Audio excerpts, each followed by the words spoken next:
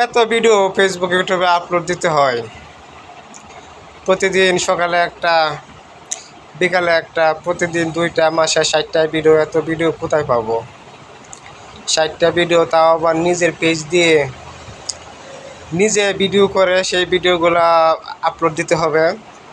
যাই হোক, সমস্যা নাই, চিন্তা ভাবনা করছি যে কোনো উপায়ে ফেসবুক ইউটিউবে নিজের পেজ দিয়ে নিজে ভিডিও করে আপলোড দেওয়ার চেষ্টা করব। আর আমার এই ভিডিওগুলো অবশ্যই সামাজিক ভিডিও হবে। আর এই প্রত্যেকটা ভিডিও আমি চেষ্টা করব দর্শক যারা আছেন তাদেরকে কিছু না কিছু আনন্দ দেওয়ার জন্য, কারণ আপনাদেরকে একটু আনন্দ দিতে পারলে আমিও আনন্দিত হব।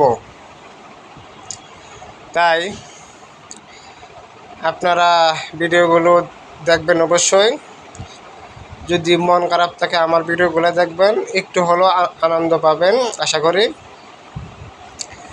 আর সবাই আমার জন্য দোয়া করবেন, আমিও দোয়া করি আপনাদের জন্য। আর আপনাদের ছেলে মেয়ে সন্তান, ছোটো বাচ্চা, 2 বছর, 3 বছর, 4 বছর বয়স, 5 বছর বয়স, আপনাদের সেই সন্তানগুলো কার সাথে চলছে, কার সাথে মিশছে, সেগুলো অবশ্যই খেয়াল রাখবেন। আপনার সন্তানের ভবিষ্যৎ সুন্দর করার দায়িত্ব কিন্তু আপনার হাতেই, অন্য কেউ এই দায়িত্ব নিতে পারবে না। কাজে আপনার সন্তান কখন কি করছে সেগুলো অবশ্যই খেয়াল রাখতে হবে। আর আপনার সন্তানকে সুশিক্ষায় শিক্ষিত করবেন।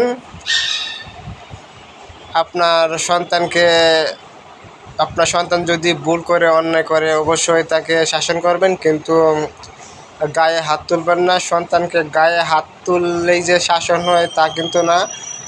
আমার জানা মতে ছোটো বাচ্চা, শিশু, তারা কিন্তু একটা অন্যায় করলে সেটা যদি আপনি সুন্দর করে আদর করে বুঝিয়ে বলেন, তাহলে আমার বিশ্বাস সেই অন্যায়টুকু বা সেই ভুলটুকু দ্বিতীয়বার করবে না সে।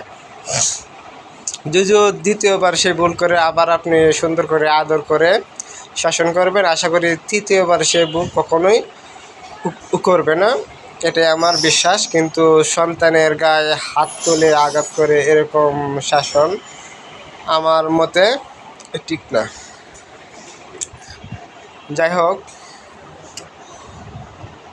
সবাই খেয়াল রাখবেন নিজের প্রতি, ফ্যামিলির প্রতি, ফ্যামিলিকে সময় দিবেন, নিজের সন্তানকে সময় দিবেন, নিজের সন্তানের মনের কথাগুলো বোঝার চেষ্টা করবেন।